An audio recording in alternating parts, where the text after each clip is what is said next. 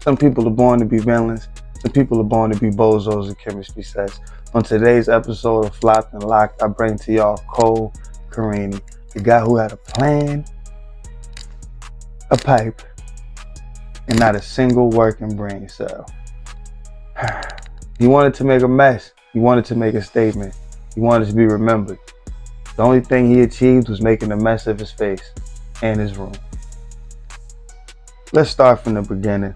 Cole Carini, 23-year-old from Richland, Virginia, was already known to the FBI for making mass threats and terroristic threats back in his day, which is insane because he was only 23.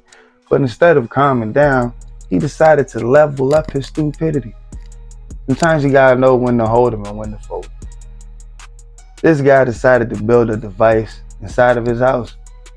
Went out, ordered all the parts he would need to build said device so he could take it.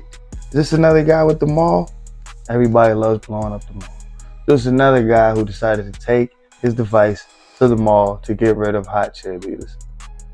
I don't know what these guys all have against hot cheerleaders, but they all have fantasies of getting rid of hot cheerleaders. Matter of fact, he had a fantasy style writing on his laptop about revenge, mall scenes, and making people pay. Meanwhile, he couldn't even pass a do-it-yourself safety check, which is insane to me. So, here comes the craziest part of the story to me. He never made it to the mall. He never made it to the car. He never even made it out of his room. The device ended up going off in his bedroom.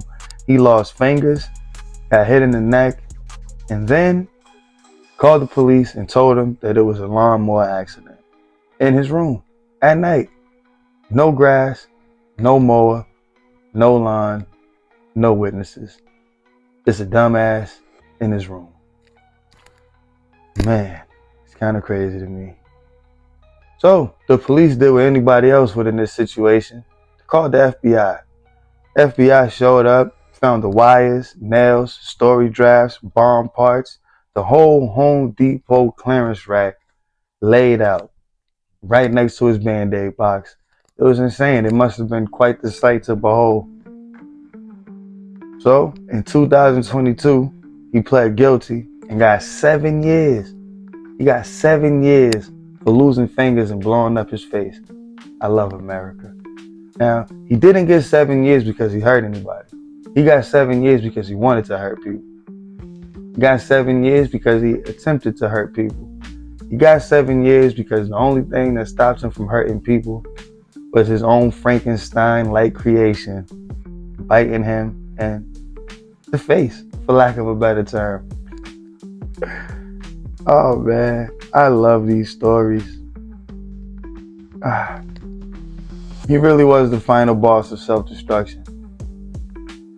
So, if you ever feel like a failure, remember, Cole Carini blew up his whole future and his face to impress the subreddit.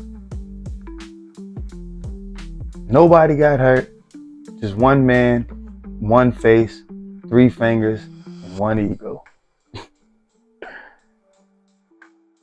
So remember, if you guys know any other stories like this, where nobody got hurt except for the dumbass that was trying to attempt to hurt other people, drop it in the comments below. Tag me, social media, DM me, let me know. I'm always down to hear the most ridiculous stories, because I feel like these people should be highlighted more than anybody else. Alright, see you next time.